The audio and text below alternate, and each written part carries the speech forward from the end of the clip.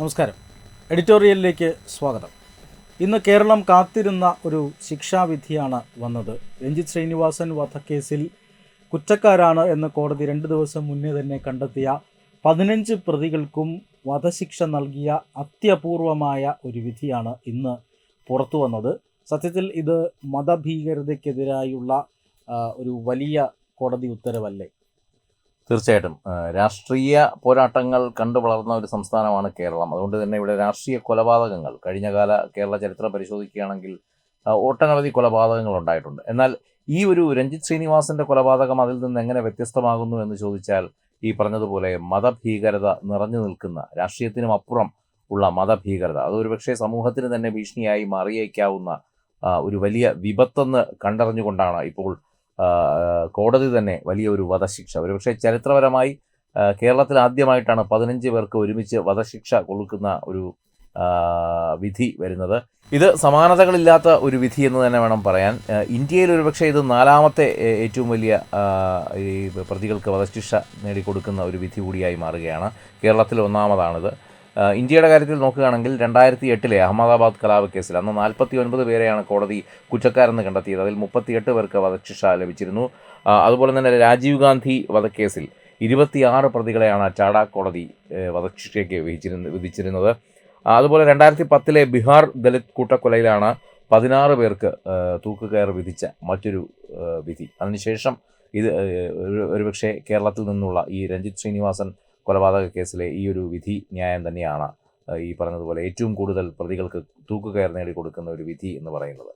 ഇത് പക്ഷേ ഒരു വിചാരണ കോടതിയുടെ വിധിയാണ്.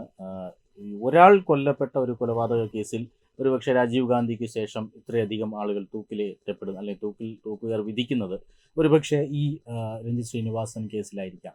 ഈ കേസിൽ ഏറ്റവും പ്രധാനപ്പെട്ട കാര്യം എന്നത് രാഷ്ട്രീയ കൊലപാതകങ്ങൾ സർവ്വസാധാരണമായ കേരളത്തിൽ ഇതിനെയും ഒരു രാഷ്ട്രീയ കൊലപാതകമായി മാറ്റാൻ പ്രതിഭാഗം അഭിഭാഷകർ ശ്രമിച്ചു എന്നുള്ളതാണ്.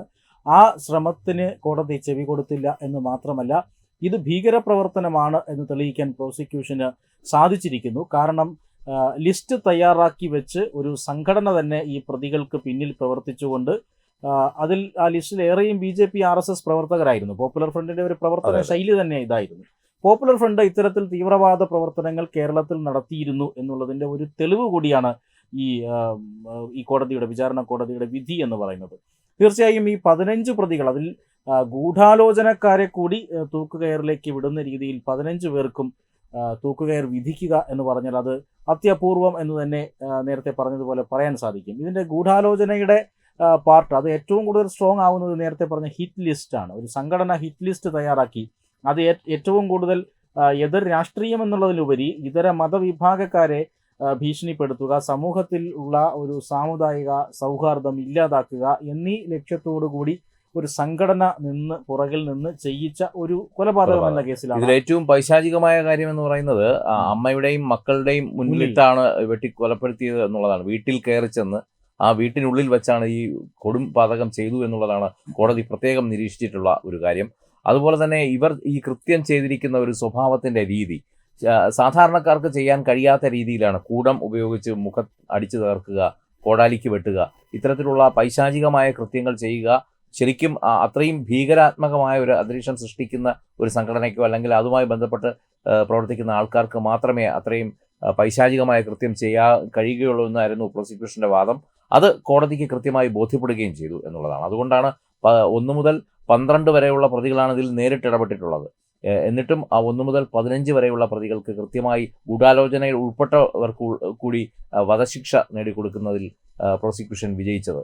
തീർച്ചയായിട്ടും ഈ കേസിൻ്റെ അന്വേഷണം നടത്തിയത് കേരള പോലീസ് ആണെങ്കിലും ഈ ശിക്ഷാവിധിയിലേക്ക് വരുമ്പോൾ കൃത്യമായ ഒരു കണക്ഷൻ ഈ കേസിന് നൽകിക്കൊടുക്കുന്നത് തെളിവുകൾ, പ്രതിക്കെതിരായ മൂർച്ചയേറിയ തെളിവുകൾ, ഇതിനൊക്കെ കേന്ദ്ര ഏജൻസികൾക്കും ഒരു പരിധിവരെ പങ്കുണ്ട്. കാരണം പോപ്പുലർ ഫ്രണ്ടിൻ്റെ നിരോധനവുമായി ബന്ധപ്പെട്ട് പല കൊലപാതകങ്ങളും കേന്ദ്ര ഏജൻസികൾ കേരളത്തിലെ കൊലപാതകങ്ങൾ എടുത്തു പരിശോധിച്ചിരുന്നു. അതിൽ ഏറ്റവും പ്രധാനപ്പെട്ടതാണ് ഈ രഞ്ജിത്ത് ശ്രീനിവാസൻ കൊലക്കേസ്. കാരണം ഈ പ്രതികൾ നേരത്തെ പറഞ്ഞതുപോലെ കൂടം കൊണ്ട് മനുഷ്യൻ്റെ തലയടിച്ചു പൊട്ടിക്കുക, കോടാലിക്ക് വെട്ടുക, ഇത്തരം പ്രവർത്തികൾ പരിശീലനത്തിലൂടെ മാത്രമേ ചെയ്യാൻ സാധിക്കുകയുള്ളൂ.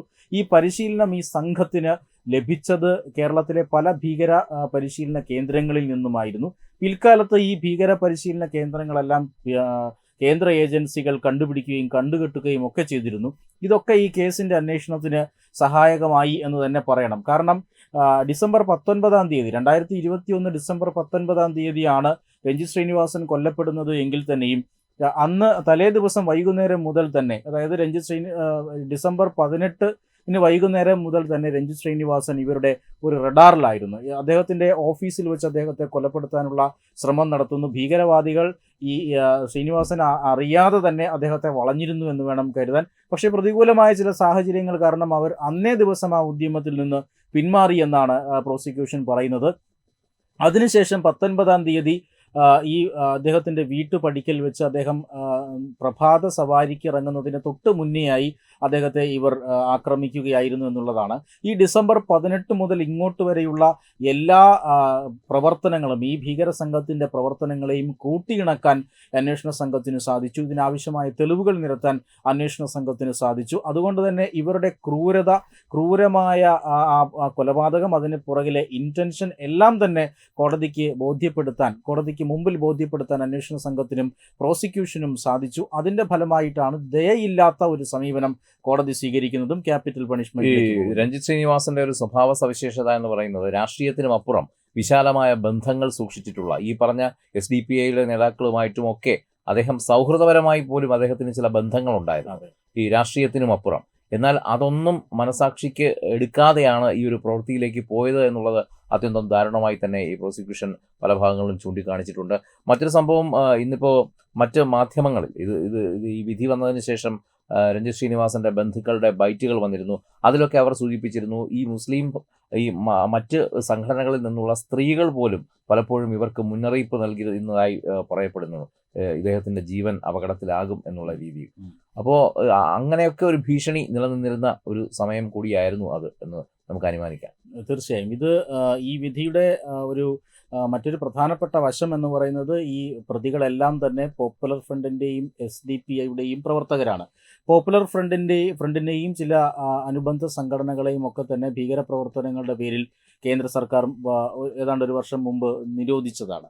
പക്ഷേ SDPI എന്ന സംഘടന ഇപ്പോഴും സജീവമായി തന്നെയുണ്ട്. രാഷ്ട്രീയ സംഘടനയുടെ പരിവേഷം ചാർത്തിക്കൊണ്ട് കേരളത്തിൽ, പ്രത്യേകിച്ചും ആലപ്പുഴ ജില്ലയിൽ സജീവമായി തന്നെയുണ്ട്. ഇന്ന് വിധി പ്രഖ്യാപിക്കുമ്പോൾ തന്നെ ആലപ്പുഴ ജില്ലയിൽ നിതാന്തമായ ജാഗ്രതയുണ്ടായിരുന്നു. കർശനമായ ജാഗ്രതയും സുരക്ഷയും ഒരുക്കിയതിനു ശേഷമാണ് വിധി പ്രഖ്യാപിച്ചത്. ഇപ്പോഴും ആ ജില്ല സംഘർഷത്തിൽ നിന്നും മുക്തമായിട്ടില്ല എന്ന് പറയാനാവില്ല.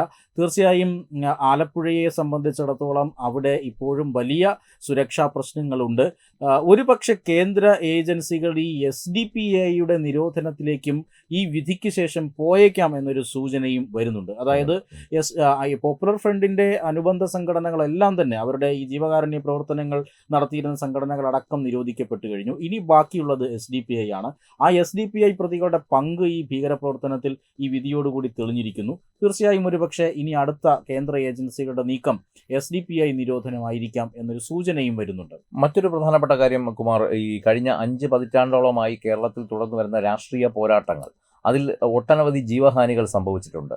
ശരിക്കും ഈ രാഷ്ട്രീയമായുള്ള പകപോക്കലിന് ഈ ഒരു വിധി ഏതെങ്കിലും രീതിയിൽ സ്വാധീനിക്കുമോ? ഏതെങ്കിലും രീതിയിൽ ഇനിയുള്ള മുന്നോട്ടുള്ള ഇവരുടെ പോക്കിൽ എന്തെങ്കിലും തരത്തിലുള്ള സ്വാധീനം ചെലുത്താനാവുമോ ഈ ഒരു വിധി? തീർച്ചയായും ആലപ്പുഴ ജില്ലയിൽ SDPIയുടെ പ്രവർത്തനം അത് വളരെയധികം ആശങ്കാജനകമാണ് എന്നാണ് നമുക്കറിയാം. അവലും മലരും മുദ്രാവാക്യവും ഒക്കെ നമ്മൾ കേട്ടതാണ്. അതിനുശേഷമാണ് പോപ്പുലർ ഫ്രണ്ടിനെ നിരോധിക്കുന്നത്. തീർച്ചയായും പോപ്പുലർ ഫ്രണ്ടിൻ്റെ നിരോധനം SDPIയുടെ പ്രവർത്തനങ്ങൾക്ക് ഒരു ചെറിയ തടസ്സം സൃഷ്ടിച്ചിട്ടുണ്ട്. പക്ഷേ ഒരു രാഷ്ട്രീയ പാർട്ടി എന്ന നിലയിൽ ആ പോപ്പുലർ ഫ്രണ്ടിൻ്റെ പ്രവർത്തകരെ കൂടി ഉൾക്കൊണ്ടുകൊണ്ട് ഒരു രഹസ്യ പ്രവർത്തനം നടത്താൻ SDPIക്ക് കഴിയും. അതുകൊണ്ട് തന്നെ SDPIയെ വെറുതെ വിടുന്നത് ശരിയല്ല എന്ന് തന്നെയാണ് വ്യക്തിപരമായി എൻ്റെ അഭിപ്രായം. പ്രത്യേകിച്ചും ആലപ്പുഴ ജില്ലയിൽ ഈ വിധിക്ക് ശേഷവും SDPI ഒരു ഭീഷണി തന്നെയാണ്. അത് കൃത്യമായി ഇൻ്റലിജൻസ് ഏജൻസികളും സംസ്ഥാന സർക്കാരും അക്കാര്യത്തിൽ ഇടപെടേണ്ടിയിരിക്കുന്നു. കേന്ദ്ര ഏജൻസികൾ എനിക്ക് തോന്നുന്നു അത് അവരുടെ വഴിയിലാണ് എന്ന് തോന്നുന്നു. മറ്റൊരു പ്രധാനപ്പെട്ട കാര്യം, ഇതിനിപ്പോൾ എന്തായാലും മേൽക്കോടതികളിലേക്ക് പോകും, ഇതിൻ്റെ അപ്പീലും മറ്റു കാര്യങ്ങളും. അപ്പോൾ ഈ 1 മുതൽ 15 വരെയുള്ള പ്രതികൾക്ക് ചിലപ്പോൾ ഇതിൽ ആർക്കെങ്കിലുമൊക്കെ ഇളവ് കിട്ടിയേക്കാം. അതിൻ്റെ ഒരു നിയമസാധുത ഇപ്പോൾ നിയമവിദഗ്ധർ എന്നെ വിലയിരുത്തുന്നത് ഏത് തരത്തിലാണ്? എന്തായാലും ആ ഒരു വിദഗ്ധർ എന്ന നിലയിൽ നമുക്ക് പറയാനാവില്ലെങ്കിലും പക്ഷേ വിചാരണ കോടതി ഇത്തരത്തിൽ എല്ലാ പ്രതികൾക്കും ക്യാപിറ്റൽ പണിഷ്മെന്റ് നൽകിയ കേസുകളിൽ അപ്പീൽ വരുമ്പോൾ ഒരുപക്ഷെ ഹൈക്കോടതിയിലോ സുപ്രീം കോടതിയിലോ ആരെങ്കിലുമൊക്കെ രക്ഷപ്പെടാനുള്ള സാധ്യതയുണ്ട്. പക്ഷേ രക്ഷപ്പെട്ടാലും അവർ ഒരു വധശിക്ഷയിൽ നിന്ന് മാത്രമേ രക്ഷപ്പെടാനുള്ള സാധ്യതയുള്ളൂ. കാരണം കേന്ദ്ര ഏജൻസികളടക്കം ഇതിൻ്റെ വിശദാംശങ്ങൾ സ്വീകരിച്ചതാണ്. ഇത് പ്രത്യേകിച്ചും ഇപ്പോൾ ദേശീയ മാധ്യമങ്ങളിൽ വലിയ ചർച്ചയായിട്ടുള്ളതാണ്. വിചാരണ കോടതികൾക്ക് ഒരുപക്ഷെ, അല്ലെങ്കിൽ വിചാരണ കോടതികളെ ഒരുപക്ഷെ തദ്ദേശീയമായ ജനവികാരത്തെ സ്വാധീനിക്കാൻ കഴിഞ്ഞേക്കും.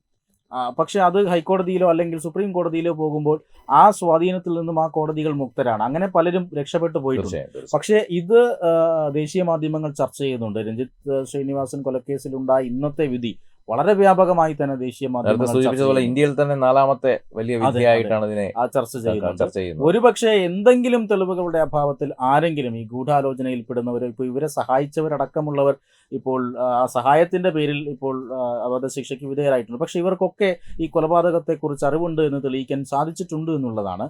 ആരെങ്കിലുമൊക്കെ ആ രീതിയിൽ വധശിക്ഷയിൽ നിന്ന് രക്ഷപ്പെട്ടാൽ തന്നെയും അത് കേവലം വധശിക്ഷയിൽ നിന്ന് മാത്രം രക്ഷപ്പെടുക മാത്രമേ ഉണ്ടാവുകയുള്ളൂ എന്നാണ് തോന്നുന്നു. ഒരുപക്ഷെ ജീവിതകാലം മുഴുവൻ ജയിൽ ആകുക എന്ന തരത്തിലേക്കൊക്കെ പ്രതികൾ പോയേക്കാം. പക്ഷേ കേസ് തെളിവുകളും എല്ലാം സ്ട്രോങ് ആണ്. സാക്ഷികൾ അവരുടെ ബന്ധുക്കളാണ്. പ്രതികൾക്ക് രക്ഷപ്പെടാനുള്ള സാധ്യത വളരെ കുറവാണ്. എന്തായാലും ചരിത്രപരമായ വിധി എന്ന് തന്നെയാണ് ഇപ്പോൾ എല്ലാവരും സമൂഹ മാധ്യമങ്ങളിലും മുഖ്യധാരാ മാധ്യമങ്ങളും ഒക്കെ ഇതിനെ വ്യാഖ്യാനിക്കുന്നത്. അത് സത്യവും അത് തന്നെയാണ്. അക്രമ രാഷ്ട്രീയങ്ങൾ ഇനിയെങ്കിലും അവസാനിപ്പിക്കേണ്ട കാലം അതിക്രമിച്ചിരിക്കുന്നു എന്ന ഒരു ബോധ്യപ്പെടുത്തൽ കൂടി ഈ കോടതി വിധിക്ക് പിന്നിൽ ഉണ്ട് എന്ന് നമുക്ക് ചൂണ്ടിക്കാട്ടേണ്ടി വരുന്നുണ്ട്. എന്തായാലും ഈ പറഞ്ഞതുപോലെ SDPI നിരോധനം അതും ഉടൻ തന്നെ ഉണ്ടായേക്കാം എന്നുള്ള ചില റിപ്പോർട്ടുകൾ വരുന്നുണ്ട്. വെബ് ഡെസ്ക് തത്വമൈ ന്യൂസ്. ദിഗന്ത റിസോർട്ട്, അഹമ്മദാബാദ്, ഗുജറാത്ത്.